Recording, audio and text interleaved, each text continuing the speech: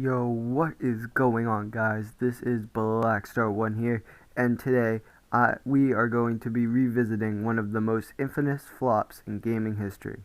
A game that truly showed the greediness of Ubisoft and what happens when money and sales become more important than the actual game itself.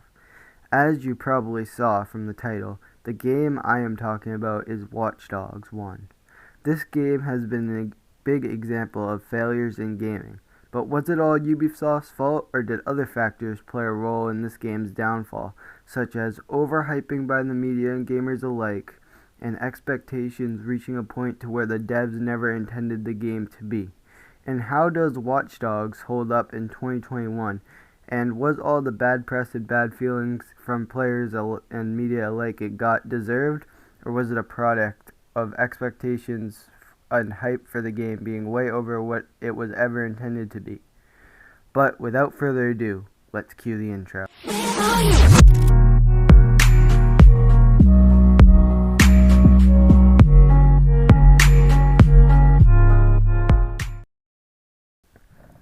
Now, the way this video is going to work is I'm going to go over the different aspects of Watch Dogs, such as gameplay, story, graphics, and free roam, including side missions and activities, etc. And after I go over the main aspects of the game, I'm going to give my conclusion on how the game holds up in 2021 and if all the hate it got was deserved. Now first, let's talk about the gameplay. In my opinion, the gameplay in Watch Dogs holds up in 2021. While I was playing the game for this video, I was having a lot of fun. The shooting is nice and precise. I feel there's a variety to the gameplay. The hacking part, albeit very simple, adds a lot of uniqueness to this game and makes the gameplay more than just boring shootout after boring shootout. Another feature that adds a lot to the gameplay is the focus ability that you can use. It slows down time, allowing you to look around and see different hacking things you can do around the environment. But it also allows for some cool combat. For example, you could throw a grenade and then use focus to blow it up in the air. You can find a lot of cool montages showing cool things that people did while using focus. So if you want to, you should look that up. Some of the stuff people do in those videos I am not able to do with my skill level, but it is very cool, so I highly recommend checking it out. Now let's talk about the driving in Watch Dogs. Now, it's not amazing, but it's not garbage either. The driving is like the middle ground between GTA's awesome driving and Cyberpunk's horrible driving. It's not very precise, and sometimes it feels a little weird, but it gets the job done. Another part of the gameplay is the reputation system.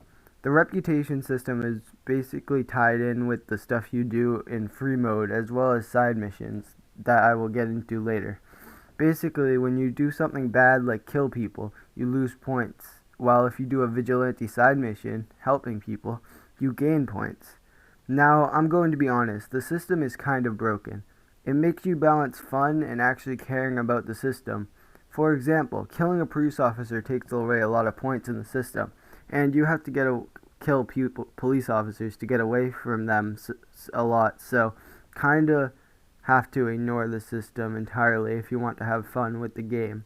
Also, the only thing that the reputation impacts is how the news reports on you and how citizens view you, so you can avoid the system for the whole game without having any consequences. Honestly, there's no point to the system, and it really has no reason to be in the game. All in all, the gameplay is pretty interesting. It's nothing revolutionary or anything, but it's fun, and indeed with the other aspects of the game, it keeps you coming back. The next aspect of the game that I will be talking about is the story.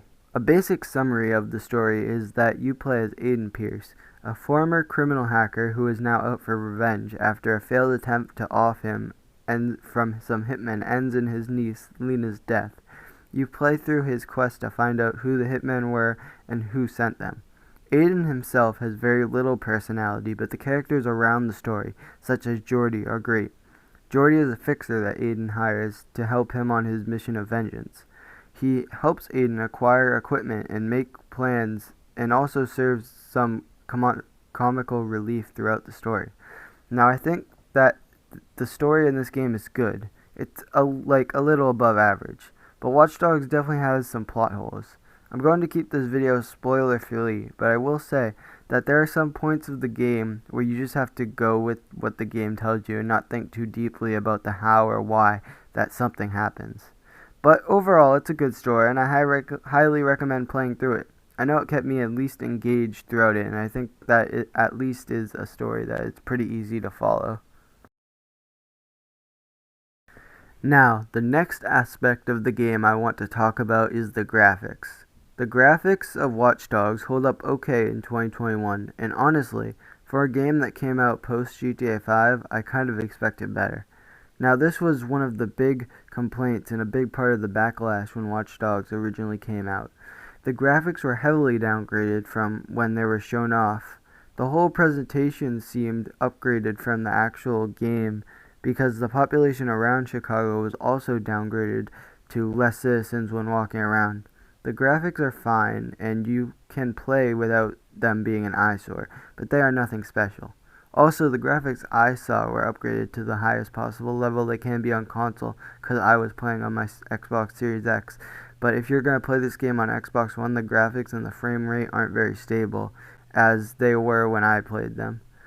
Also, I highly recommend not playing this game on Xbox 360 or PS3 because from what I've seen, those graphics look horrible.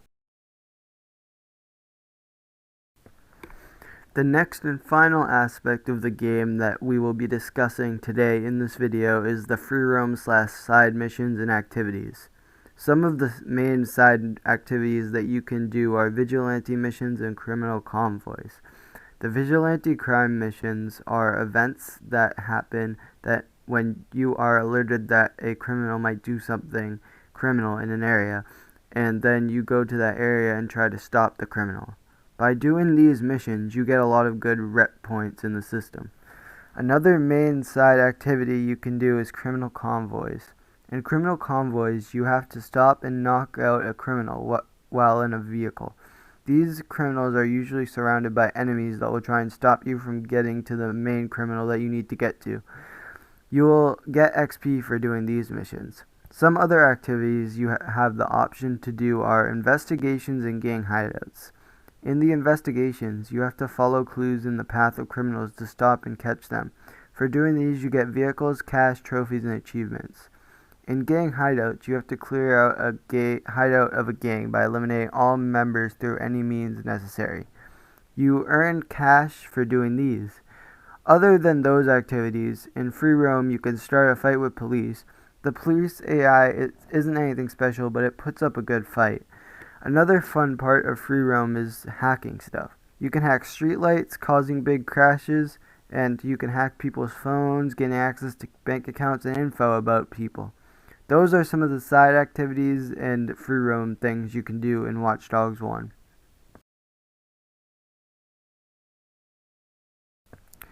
My conclusion on Watch Dogs 1 is mixed. On one hand, it's an okay game that still is fun, but on the other hand, it's a game that showed what Ubisoft is willing to do for sales. Now first, let's start with why it was so controversial and what was all the hate it got its fault. My answer is yes and no. The game was okay, and I think that the hype that the game got was way over what the developers ever intended it to be, but Ubisoft downgrading and all the false promises they made really made this game into the failure that it is today. Now for the question of whether it holds up today. I think that it does and it doesn't. It is playable, but it isn't anything special. The graphics are okay, gameplay is fun, and side missions are okay, but I feel the game is very mediocre. It's not trash, but it's not great either. It's just there, and that is the fault of the game. But the game is also has some fun, simplistic hacking gameplay, and while the graphics have not held up very well, the gameplay and activities make sure that the game still holds up as a fun game to play with an engaging story and cool hacking abilities. But that is all for today. I hope you liked this video, and if you did, please leave a like and subscribe to the channel if you want to see more of my content. But this is Blackstar1 going dark.